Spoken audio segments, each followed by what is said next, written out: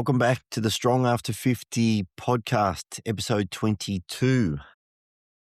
UK Chris and I are trying to get together, which we've now rescheduled to next week. As per usual, it's been a crazy couple of weeks, but we're back. Just wanted to basically dive into a few things that I've been thinking a lot about recently because they're impacting my own life around training, what to do when you don't have a lot of time to train, when to fit your training in, and what type of training should you prioritize if you've got, specific goals or you're on a particular path. And just to give you a bit of an example at the moment, I train on a 5-day program and I run in between those days, and some days running falls on the same day as my weight training, and other days running is technically on a rest day.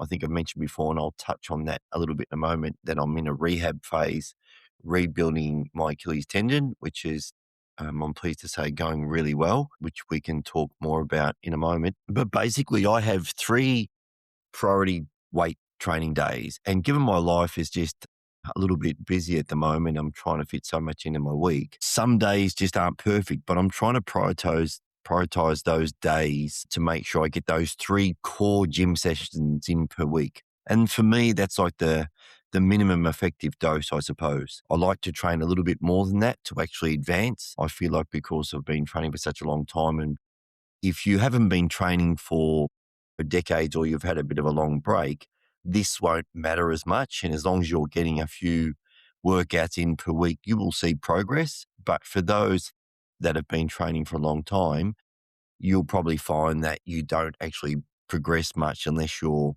getting those extra sessions in and that extra volume in. So to give you a bit of an example, and I'll put this program out online soon because it's a program I'm really enjoying. It's probably not for the beginner. It's someone more intermediate too. And if you're an advanced trainer in your 50s or athlete in your 50s, you can just ramp it up a little bit more. But basically, it's 3 core days. It's a leg day, it's an upper body push day, and an upper body pull day. And then I have 2 more sort of higher volume days at the end of the week, which consists of all upper body, and then the following day, all lower body.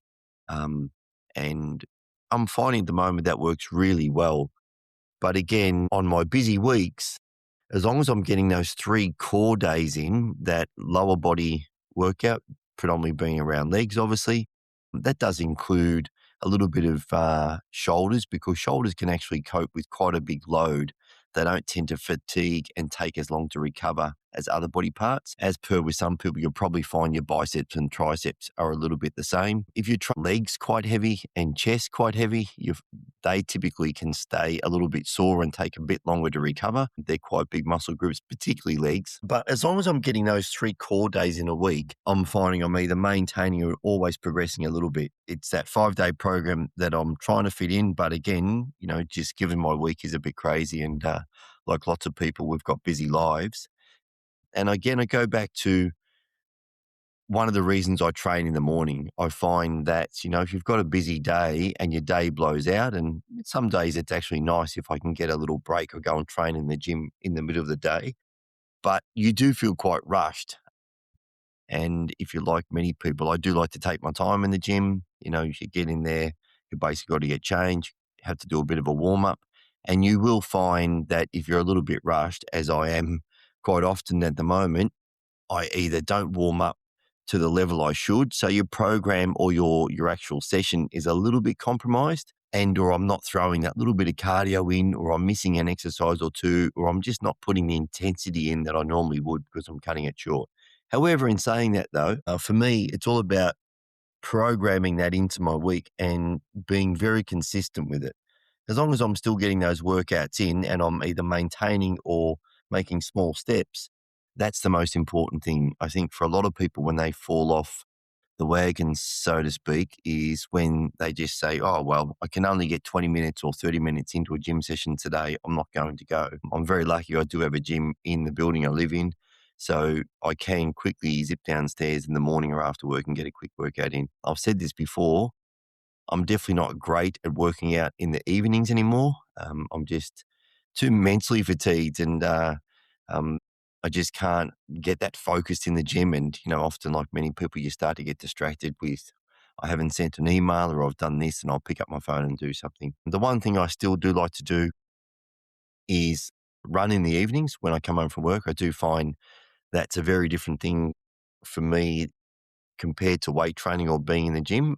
I do sort of mentally just chill out and, go for that nice sort of run around the harbour in Sydney and put a podcast in, or sometimes a run without headphones altogether. So I do find that quite relaxing. So again, I just think it's about building that program and that consistency into what works for you. And that's different for everybody. If you're an after work person, I was chatting to a friend this week, and it's interesting to hear other people's journey, and they've just got back into some gym workouts, and they're finding, which is quite common with a lot of people, that because they're training quite late in the evening, come home, deal with kids, come home after work and prepare meals and so forth and getting to the gym, they're getting home from the gym and they're too wound up to actually then go to bed. And that was a problem I definitely had in the past when I was training for high rocks. I was doing my harder workouts in the evening because they were taking longer, and it was taking me so long to wind down. And even when I did go to bed, I was still really, really sort of wound up and couldn't get to sleep. So that doesn't work for me. I much prefer to train in the morning. It's out the way. I get home after work and then I relax a little bit more. So again, it's what works for you and how you can fit that into your day. A lot of people, I understand, struggle in the mornings, but I do think as you get a little bit older, I tend to wake up earlier, and I think a lot of people do as well. As we get into our 50s, it's easier to get to the gym in the morning. I just wanted to touch on, if you want to get into running, and this is not for everybody over 50, and I would highly recommend anyone over 50, the basics first. It's 3 days a week in the gym, probably a whole body workout, not probably a whole body workout, a whole body workout 3 days a week. And that's a mix of, one day it's going to be more leg focused, one day might be more chest and shoulders focused, and one day might be more back focused, but you're still doing maybe one leg exercise with that back workout and so forth. And then the other days, I would actually prioritize walking. You should be walking as much as you can every day. And I've spoken about this before, particularly that 10-minute walk after at least one or two meals per day. I think the benefit for a 10-minute walk after the evening meal is probably the best for metabolic purposes, cortisol levels and insulin levels. It resets your body. I've got a few friends and clients using that right now, and they're saying it's just the best thing they've actually done. And one of my friends was saying on the weekend, which I totally agree, he said, it's at 10 minutes or 15 minutes after dinner that he gets to go for a walk with his wife, and they have a conversation about their day, and they don't very often get to just have that time together where they can just chat about their day and, the kids and whatever else. So they're enjoying that time together where they can go for a walk after dinner. And he believes it's completely reset his metabolism, and he's feeling so much better because it's been a game changer. It has been something that some people have actually spoken about for some years now. It's not widely used, I don't believe, because it seems to be too simple, and a lot of social media things we're looking for today seem to be, all these crazy hacks and routines. But it does come back to these simple things that you can build into your day and maintain for a long period of time. Talking about the walking, if you can get a walk in the morning, if that means your gym sessions are in the morning as well, use the treadmill. And I've spoken about this before, 15, 20 minutes on the treadmill before you start or after your workout. I prefer to do it after my workout. If I'm doing legs, so I'll do a little bit on the treadmill before I start that leg workout. But an uphill walk, and progressively just get that incline up higher and higher. It's a really nice way to just get your heart rate up a little bit. You don't need your heart rate to be going crazy, but it's also a good way to get some steps in. Running. If you want to get into running, I've been recovering from an injury. Once again, I do suffer with tendon injuries. I got one after high rocks, which I've been able to rehab quite successfully. That was just an overuse and a volume-based injury. And then I got back too quickly. And unfortunately, I have actually flared up an Achilles injuries, as well, which is quite common for me. But I'm using a program that I've had for many years, but, like many of these things, you do sort of just forget about them and get a bit sort of overzealous and try and do too much too quickly. But it's literally a 30-second on, 30-second off program. And I was chatting to another friend the other week about the program I'm using. And he was interesting enough. He said to me, "Oh, that's something I think I could actually follow and do quite easily as well." He said, "It's that simple to follow, and it starts off at just 30-second runs." So if you're interested in any sort of getting back to running, or you've had a long time off, or you've had a bit of an injury and you want to get back to some sort of running, I'd highly recommend following this type of a program where it's literally you start on this very small, I think it's 2.5 minutes of running the first week, and it's 30 seconds on, followed by a 30-second walk 5 times. And then once you've done that 2 times, then you progress to 7 30-second runs and walks in between until you get up to 10. Then you increase that to 1 minute, and so on. And it takes you all the way up to continuous running of about 40 minutes, 35 to 40 minutes. Now, you don't have to want to get to 35 or 40 minutes. You might just want to run for 20 minutes. Then you just get up to that level. But it's a really good way to progress your body, your tendons, the mental capacity as well, if you think you actually can't run. But yeah, so it's a really good little program. I do have that on my Substack under programs. If you wanted to actually take a look at that, it is a paid program. It's pretty cheap though, if you want to go and have a look over at Substack, strongafter50.substack.com. Yeah, so that's something I've been following along recently, and I will say for me, it works really well. My Achilles has actually recovered quite nicely, and I'm back to running again with the breaks in between. I'm up to about 25 minutes again, which has been really nice. We've spoken about this before in terms of eating. One thing I've been thinking about myself, I'm always playing around with things just to actually see what works. My body's changed as well as I've got into my 50s. I used to run really lean all the time, but obviously that changes, and it changes for everybody. But it's not about trying to make those big changes very quickly. If you go and make all these changes to what you're doing very quickly, you actually don't know which one that works. So just focus on a couple of small changes initially. And even for me at the moment, my diet is actually pretty dialed in, but I'm just playing around with it. And I have walnuts on my breakfast every day. I've just eliminated the walnuts. It's about 100 calories per day. Now, I understand that I still may be out by 100 calories in the rest of my meal unless I'm weighing food. I don't weigh food, by the way. But I'm just playing around, just taking just 100 calories out of in my diet on a daily basis in relation to those walnuts, just to see if it actually makes any difference.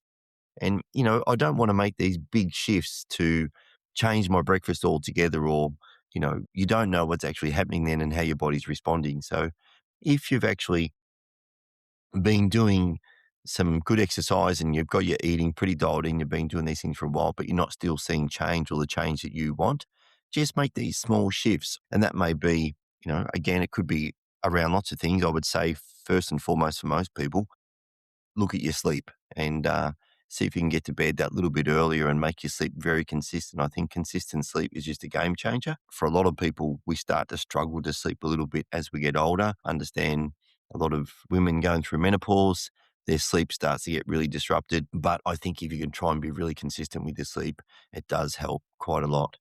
But yeah, so it's just don't try and make these big shifts very quickly. Don't try and actually make these big jumps in whether it be your running or your actually gym workout or your walks.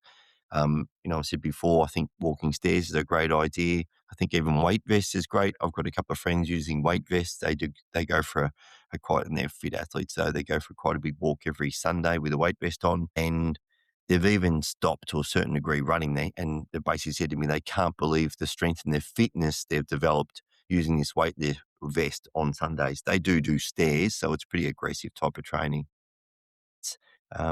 But that was progressive. They said it was over like an extended period of time, using the same set of stairs week in, week out for 10, 15, 20 weeks. And my mate was telling me the other day he has seen the time come down from, I think he said something like 21 minutes for this session that he does on the stairs, down to 17 minutes just over this period of time, and nothing else has changed. He still has the same amount of rest between each rep, but each rep has actually got faster, so that whole session is actually compressed. And that's just a good way to actually recognize that his fitness is actually picking up. So it's just the basics. Don't get too sucked into this whole social media stuff at the moment. I'm trying to really get off social media and, don't get pulled into it. And I think I even got more so at the moment where, some people I did think were quite credible on social media have been dragged into some pretty serious stuff online. I won't go into detail there, but some people I suppose I will say I was pretty disappointed about. And I also see a lot of these, high profile podcasters and stuff now promoting products which I just don't believe in. And I think they've just unfortunately potentially sold themselves out a little bit with promoting products which, 2 or 3 years ago they wouldn't have believed in themselves. Do the basics, stick to the basics, stick to what works for you, and things that you can actually do over the long term. And that's why the slow progression actually works. Going back to this simple training program, this 30 seconds on, 30 seconds off. It's basically to get you running 40 minutes. It's 20 weeks nearly of running. For some people with a bit more fitness and a little bit more resilience and their body copes a bit better, you should be able to compress that a little bit. But for most people that are either coming back from an injury or have not run for a long time, I would actually say that the 20 weeks is probably a good amount of time for you to actually focus on. That's it, short and sweet. It's Sunday afternoon here in Australia, so it's been a bit crazy the weather the last few weeks with crazy humidity, but that has settled down now, and hopefully we've gone back into some nicer, cool March weather. So I hope everyone is well. And until next time, bye for now.